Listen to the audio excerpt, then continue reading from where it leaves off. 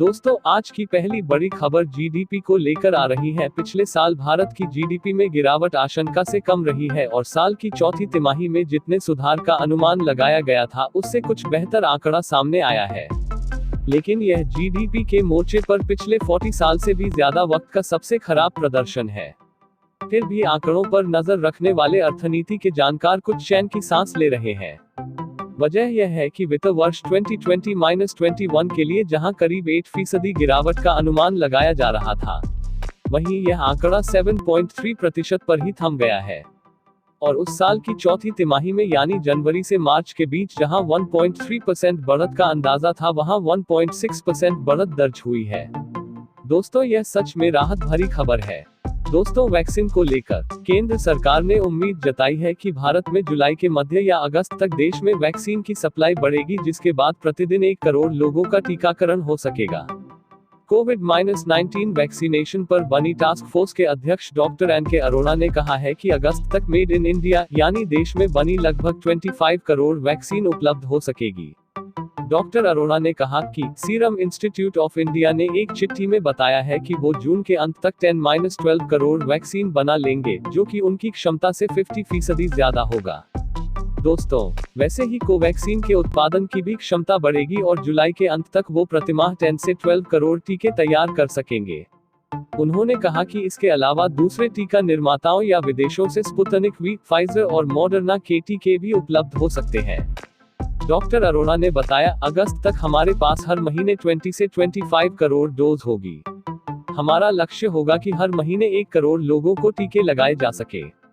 उन्होंने ये भी बताया कि अगले कुछ हफ्तों में इस बात की भी जांच की जाएगी कि क्या लोगों को अलग अलग टीकों की खुराक दी जा सकती है।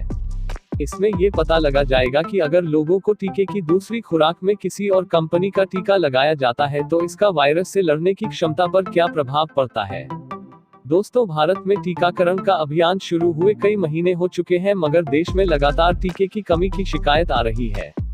साथ ही अभी भारत में हर महीने कोविशील्ड और कोवैक्सीन को मिलाकर 7 से 7.5 करोड़ वैक्सीन उपलब्ध है। दोस्तों पेट्रोल की कीमत एक बार फिर आम आदमी की चिंता का कारण बन गई है। दरअसल दोस्तों एक महीने में 17 बार बढ़ चुकी है। पिछले एक महीने में 17वीं बार कीमत बढ़ाए जाने के कारण पेट्रोल और डीजल का मूल्य मंगलवार को भारत में अपने रिकॉर्ड स्तर पर पहुंच गया। सरकारी पेट्रोलियम कंपनियों ने जो नई कीमतें जारी की हैं, उसके तहत पेट्रोल 26 पैसा प्रति लीटर और डीजल 23 पैसा और महंगा हो गया है। दिल्ली में पेट्रोल अब तक की सबसे महंगी कीमत पर 94.49 रुपये प्रति लीटर की दर से बिक रहा है, जबकि डीजल 85.38 रुपया प्रति लीटर बेचा जा रहा है। वहीं धुलाई खर्च और राज्यों में लगने वाले वैट जैसे स्थानीय टैक्स के कारण पेट्रोल और डीजल की कीमतें अलग अलग जगहों पर अलग अलग हैं।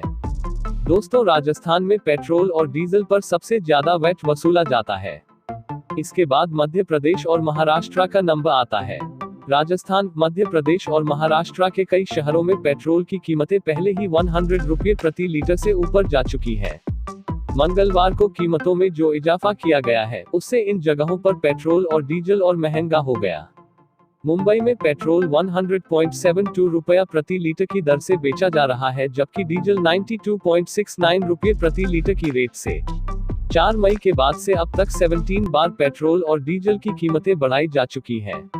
हालांकि पश्चिम बंगाल विधानसभा चुनावों के वक्त सरकारी तेल कंपनियों ने 18 दिनों तक पेट्रोल और डीजल की कीमतें नहीं बढ़ाई थी। 17 बार की गई मूल्य वृद्धि के कारण पेट्रोल 4.09 रुपये प्रति लीटर और डीजल 4.65 रुपये प्रति लीटर की दर महंगा हो गया है। दोस्तों आप इस बारे में क्या कहना चाहते हैं, कमेंट बॉक्स में जरूर बताएं। दोस्तों अगली खबर अनुसार दिल्ली हाई कोर्ट ने सोमवार को कहा कि डिजिटल मीडिया के बनाए गए इंफॉर्मेशन टेक्नोलॉजी नियमों पर अगर स्टे ऑर्डर नहीं दिया गया है तो सोशल मीडिया प्लेटफॉर्म ट्विटर को इसे मानना ही होगा। जस्टिस रेखा पल्ली ने एडवोकेट अमित आचार्य की याचिका पर इस सिलसिले में केंद्र सरकार और ट्विटर को अपना पक्ष रखने के लिए कहा। याचिकाकर्ता का दावा है कि ट्विटर ने इंफॉर्मेशन टेक्नोलॉजी नियमों पर अमल नहीं किया है। दोस्तों वहीं दूसरी तरफ ट्विटर ने कोर्ट के सामने ये दावा किया कि उसने नए नियमों पर अमल किया है और इसके तहत एक रेजिडेंट ग्रीवांस ऑफिसर भी नियुक्त किया गया है, जबकि केंद्र सरकार ने ट्विटर के दावे को गलत बताया है। कोर्ट ने कहा, अगर नियमों पर कोई स्थगन आदेश नहीं दिया गया है तो उन्हें इसे मानना ही होगा। दोस्तों, याचिकाकर्ता का कहना है कि जब कुछ ट्वीट्स के खिलाफ शिकायत दर्ज कराने की कोशिश करने पर उन्हें इसके बारे में पता चला कि ट्विटर ने नए नियमों को कथित तौर पर अमल नहीं किया है। साथ ही सुनवाई के दौरान केंद्र सरकार के वकील रिपुदमन सिंह भारद्वाज ने कोर्ट को बताया कि ट्विटर ने इन पर अमल नहीं किया है। एडवोकेट अमित आचार्य ने अपनी याचिका में कहा है कि नए आईटी नियम 25 फरवरी से ही प्रभावी है और केंद्र सरकार ने इन पर अमल करने के लिए ट्विटर समेत हर एक सोशल मीडिया प्लेटफॉर्म को 3 महीने का समय दिया था। उनकी दलील थी कि 3 महीने की ये मोहलत 25 मई को खत्म हो गई, जबकि ट्विटर ने अभी तक किसी रेजिडेंट ग्रीवांस ऑफिसर की नियुक्ति नहीं की है जो उसके प्लेटफॉर्म पर ट्वीट्स को लेकर की जाने वाली शिकायतों को देखे। दोस्तों, अब देखना होगा ट्विटर अब क्या दलील देता है। दोस्तों, अगली खबर चाइना की नई नीति को लेकर आ रही है। दोस्तों, दुनिया में सबसे ज्यादा आबादी के मामले में चीन, भारत और अमेरिका टॉप 3 की सूची में आते हैं। लेकिन जिस चीन ने जनसंख्या नियंत्रण को लेकर दुनिया की सबसे विवादास्पद नीति को अपने देश में लागू किया था, आज वो अपनी जनसंख्या बढ़ाना चाहता है और चीन में थर्ड चाइल्ड पॉलिसी भी अब आ गई है। दोस्तों, अमेरिका में भी कई विशेषज्ञों ने आबादी को 100 करोड़ तक ले जाने का लक्ष्य जरूरी बताया है, जबकि भारत के लिए बढ़ती जनसंख्या सबसे बड़ी चुनौती है। दोस्तों, आपको हमारे द्वारा दी गई जानकारी कैसी लगी, कमेंट बॉक्स में हमें जरूर बताएं। साथ ही अपने आशीर्वाद स्वरूप हमारे इस चैनल को लाइक, शेयर और सब्सक्राइब जरूर करें।